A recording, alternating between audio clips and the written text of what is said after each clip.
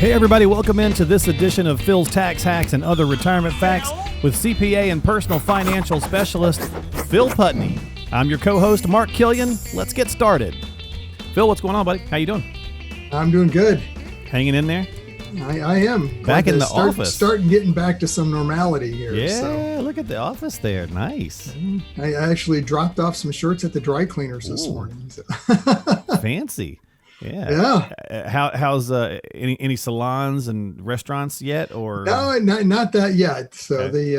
I think the dry cleaners, I don't know what their exception is, but I guess because it's a pick up and drop off type of scenario. I guess, so. Yeah. They don't have to necessarily interact or whatever the case is. So right. Yeah, different things. So it's yeah. He's got the plexiglass, or he had just a piece of plastic kind of strung up, but yeah. It's so funny when we see that stuff. It just still is very foreign. You know, you go to Lowe's or Home Depot or whatever, and it's just, I don't know. It's very strange. Well, anyway, let's get into our topic this week. So on the show, we're going to talk Dave Ramsey advice, actually, oddly enough. So. Should we be a little, leery, I guess, of Dave's comments on some of these things? Look, he's without a doubt, he's got his thing.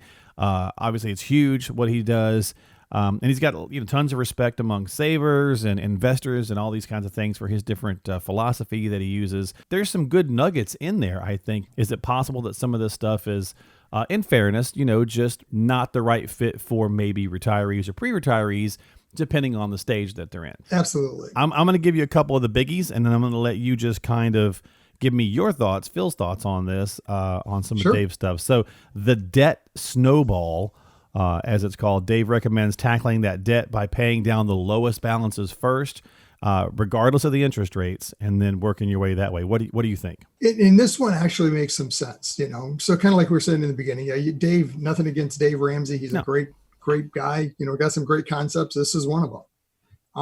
And I think probably the biggest advantage in this concept, although sometimes it doesn't make sense, necessarily going after that, not paying attention to the interest rate. Okay. The debt snowball, going after the lowest balance first is all about momentum. It's trying to quickly get something paid off. So as you feel that confidence, okay, I got that paid off. Now I can move to the next one and the next one. So to me, I think that makes some sense. Either mathematically, if you ran the numbers, it might not play out quite as advantageous as if you had applied those payments to maybe some of the higher interest rate credit cards. Mm-hmm. But that's one of the challenges in finance is you can't always just look at the numbers. Unfortunately, we are emotional beings, or fortunately, depends on how you look at it. In finance, sometimes it plays against you. Yeah, and that's definitely a fair point. And it does seem to kind of go against normal fiscal thought, right? You want to try to get rid of that higher stuff first. So again, having the debt conversation with your advisor is certainly going to be important. What about the just invest in mutual funds bit? Just kind of paraphrasing that, obviously, but Dave suggests that investing is as simple as picking a couple of mutual funds and then just divide your money up between those categories. He's got the growth, the aggressive growth, and the growth in income, and then the international, and then you'll be good. So basically just the four. What's your thoughts on that? Number one, diversifying just in those areas probably isn't enough. A lot of different options out there. But personally, I'm not a big fan of mutual funds. We don't typically use them. We like to use a separately managed account type structure just because of how a mutual fund works. I mean, it's a pooled investment. Where the advantages in a mutual fund is for that smaller investor, because for a small amount of money, you can get exposure to a large, broad base of whatever the stock is in that category, for instance. So for that smaller investor, it is one of the best ways to do it. But for larger investors, there's potentially some better ways, some other options to look at. Because the challenge of the mutual fund is being a pooled investment. You're in this pool with everyone else. And what somebody does can cause certain reactions in a portfolio that may or may not be to your benefit.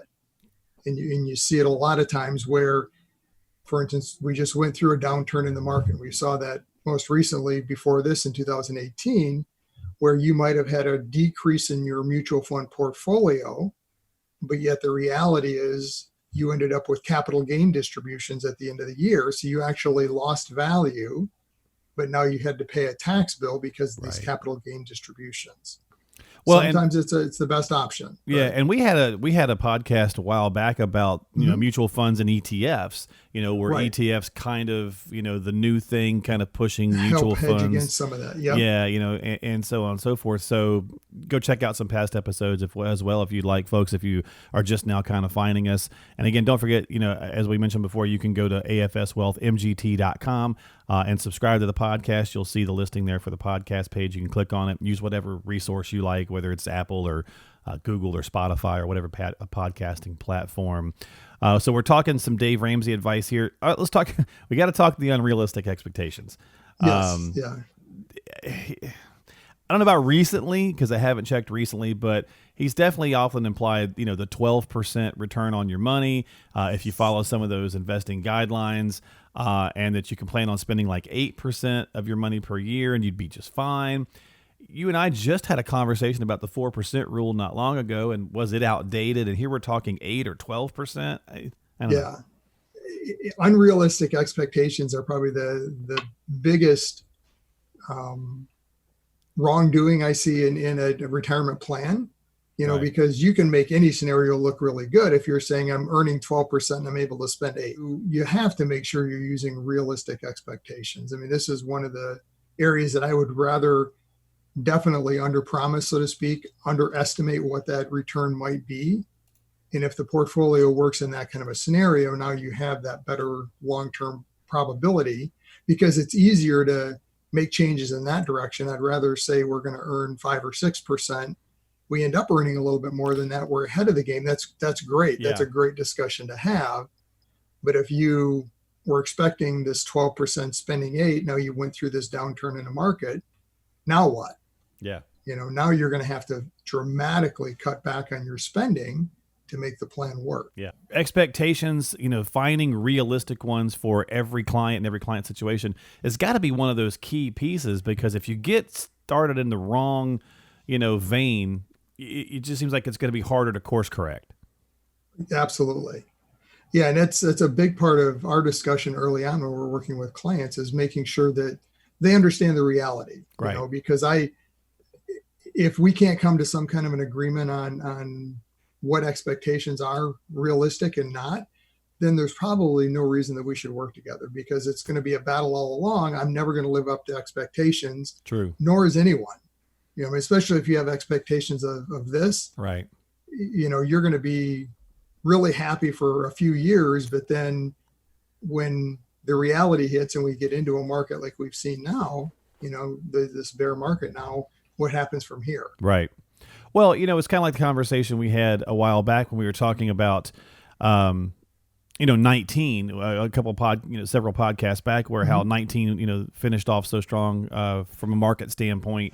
And somebody might come to their advisor and say, hey, 19 finished overall 30, whatever percent it was, 19 was up. But I didn't, make the full 30. Why not? And then, of course, we transitioned to what's happened in 2020. And he said, well, you also didn't lose the full 35 when it went down. So it's an ebb and flow, and that's part of expectations, right? So somebody who is super at risk or taking a lot of risk, in 19 probably reaped some more of those rewards, but if they didn't make adjustments, they also probably paid a heavier price in 20.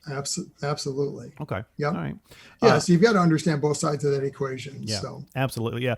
And a lot of that is communication and talking. And again, we're doing a podcast, we're doing these little video pieces we're doing now as well for your social media channels and whatnot. But, Dave talks to obviously a massive, massive audience. And just like any talking heads, and technically we're talking heads right now, but like any talking heads, you have to take it with a bit of grain of salt and then go to a local advisor like yourself. I mean, obviously as a personal financial specialist and a CPA, that's where you're getting into the nitty gritty. Okay, we can talk concepts and ideas, but you need to take it into your office and then sit down and say, okay, this is how it's going to affect, me, John Smith. So let's talk about the cut retirement savings while paying off debt kind of conversation that Dave has. Again, it's all about debt. Get rid of it, get rid of it, get rid of it. And don't worry right now about setting some aside. Do you are you okay with that philosophy, or do you think we should more equally distribute that, or what's your thoughts? Yeah, I mean, I don't think you should ever cut savings completely, because it's hard to get back into it. Right. And you really depends on your scenario. Back to what we were talking about. You have to look at your specific situation. Yeah, I mean, if you have a large credit card balance and it has a high interest rate, it may make sense to cut back your contributions for a period of time. And the key to that, though, Right. if you have a plan, what's your plan? Is it to cut back and I'm going to take the extra money now that I'm getting in my paycheck and apply it directly to that debt? Because that's the other challenge that a lot of times people will get into, is they end up cutting savings and make the extra payments for a few months, and then something comes up and all of a sudden now it's easier to not pay that anymore versus Right. the paycheck where it's going into the 401k or 403b, whatever it happens to be.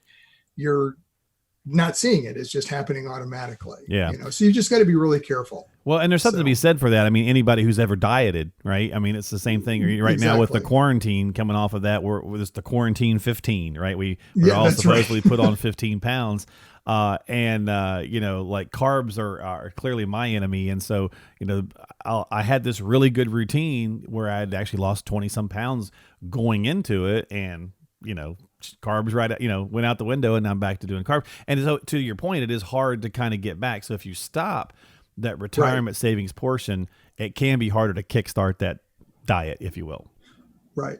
And I mean, when we're talking about debt, I mean, we're only talking about the one side of it, getting it paid down. That's half the equation. True. I mean, the biggest challenge to debt, if it's credit card debt or some consumer type of debt like that, it doesn't do you any good to have a strategy to get it paid down and everything if you're not stopping the accumulation of debt. Fair so enough. Cut the Right. cards up. You've got to have a spending control pattern first and a plan in place on that end, so that you're not growing this balance as you're trying to pay it off, because Right. you're not going anywhere. Then you're just spinning your wheels. So. And that could be the dreaded B word, budget, right? That's right. Yeah, we don't want to say the budget word. I mean, yeah, because people right now, they just clicked off, right? They just turned. They went running the other way, and it's like the budget can be useful. And we've talked about those before, and we'll continue to do so. But like any phase of our life, we probably had a household budget. Whether it was raising kids or whatever the case was. So there's no difference in retirement, but I think we still do have that, a bit of that misnomer that, a budget in retirement means a restricted, set of funds, and I can't do this. I can't do anything extra. It's like, no, that's not what that means. It just, finding out what's going in, what's going out, having an eye on it, so to speak. Right. Yeah. And there's a lot of apps now that make it easier to do that, where you can monitor and manage it a little bit more readily versus waiting for that statement to come in at the month and realize, oh my word, I can't believe I spent that amount of money. Exactly. So, all right. Well, let's do the last one here, and that's the baby steps. So we would be remiss if we didn't bring up the 7 baby steps, Dave's baby steps. And it's the one size fits all approach, really. And we kind of, danced all around this a little bit, but to me, that seems to take away the uniqueness of the fact that every person's situation is different. And again, Dave's got a huge, wide audience. So as broad general information, maybe so, but the whole cookie cutter thing just doesn't fly for me. There's a lot of, again, talking heads out there. They've got their own unique take, right? And Dave has his, and he's got an audience that may fit to really well. But again, does it apply to your scenario? With anything you hear, whether it's from a Dave Ramsey, a Susie Orman, CNN, whatever it is, take it in, understand, look at how it applies to your scenario. If you've got a personal advisor, I mean, that's where the best fit comes into play, because they know your situation. They have hopefully a plan in place specifically for you. And there may be some pieces of information, some valuable nuggets in there that could be applied to your scennario. How do we make this work in my plan? Because maybe it doesn't fit. Well, and that cookie cutter approach, I don't think any of us really like the idea. I mean, a lot of times we'll say, I don't want to live in that neighborhood because the houses are too cookie cutter. I want something a little more unique. Well, I mean, you can take the same concept to really anything, but when it comes to your situation, Phil, what you need for your retirement plan is not what I need for mine, and and the next person over and the next person over. So that's why you got to have that, that personal aspect of working with an advisor locally, who you obviously can, you get to know, you build a rapport, you have a relationship, and then some of those little nuances get fleshed out better. And that's what I love about my job, because it's, it's similar, everyone's scenario. Yeah. But it's unique. Everyone's there's generalities, situation but there's uniqueness. Right. Yeah. Yep. And that's what we're talking here. This is those generalities. Yeah. You have to understand some general concepts, but then how does that fit your unique scenario? And everyone's scenario is different. Gotcha. From what you want for spending, how much of that is discretionary? What are your sources of income, asset? I mean, it's all different. Yeah. Everyone's got similar pieces, but there you go. They don't all go together the same way. There you go. Well, that's the bulk of our podcast today. We're talking about Dave Ramsey advice. Again, a lot of it can be good information, and just take it for what it is in those general terms. But, if you hear something on any program, whether it's Dave's or Susie's or ours or Mad Money or whatever the case might be, always take it back to your specific local person that you're working with, like Phil Putney. And of course, as I mentioned before, don't forget to subscribe to us. We'd certainly appreciate it. We're going to be posting links to the YouTube we'll have for this. We'll be posting links to Phil's Facebook page. Give him a like on there. Subscribe to it. That way you can get new episodes as they come out. As well as, of course, you can just go to the website and find it all there. We'll make it kind of easy for you that way, too. And it's at afswealthmgt.com. That's afswealthmgt.com. I'll have it there on the screen. And you can submit email questions to the show as well if you'd like. And we're going to take one right now. And it is from Beverly where was Beverly at? She was in Plymouth. And she says, Phil, I counted up the mutual funds in my IRA, and it appears that I have 33 different funds. Is that adequate diversification? Hard to tell, Beverly. You've got to look at the funds you have. I mean, that's one of the challenges with mutual funds is, sometimes diversification people view like, well, let's pick a little bit of all of them and put them together. And there is such a thing as over diversification, where you have too many different pieces in the puzzle and it just doesn't work well. Depending on the makeup of the fund, I mean, you might only need 3 to 4, so 33, that's a lot of options. Probably one of the main reasons you have that many options is you have a whole group of what's called target date funds, which are kind of the set it and forget it. And that's a whole nother discussion and podcast we can get into as to whether that's a good option or not. But definitely want to talk to your personal advisor on that scenario and let them see the list of funds and have them give some input on, okay, what is maybe a best allocation for your situation, because you've got to not only look at your 401k, but outside assets as well. You don't want to be heavily invested in small cap, for instance, in one, and the advisor you're working with doesn't know that. So you've got to just make sure it all works together. So, and unfortunately, in situations like that, I think the highlight, and not to pick on you, Beverly, you're not alone, so don't feel upset about that by any means. But I think there is a bit of that misnomer that people think, well, because I've got different mutual funds from different companies and different things, that there is diversification in that. And more than likely, there's a lot of overlap in that. You probably have Microsoft or Apple or Coke or whatever multiple times. In all of them, yeah. And so so that's when you really got to look at the allocation internally. Yeah. So when it takes a dive, they all take a dive. Yeah. So, all right. Well, thank you, Beverly, so much for the question. Reach out to Phil. Give him a call. Like anything, folks, if you do have questions before you take action, please, talk to us an advisor before you take the action or make a decision based on anything you hear, really anywhere. You should always check about your own situation. You can call Phil at 248-888-7530. We'll put that there on the screen, 248-888-7530. If you're catching this in audio form, like we've been doing now for the last several months, we certainly appreciate it. As always, continue to follow us on Apple or Google or Spotify.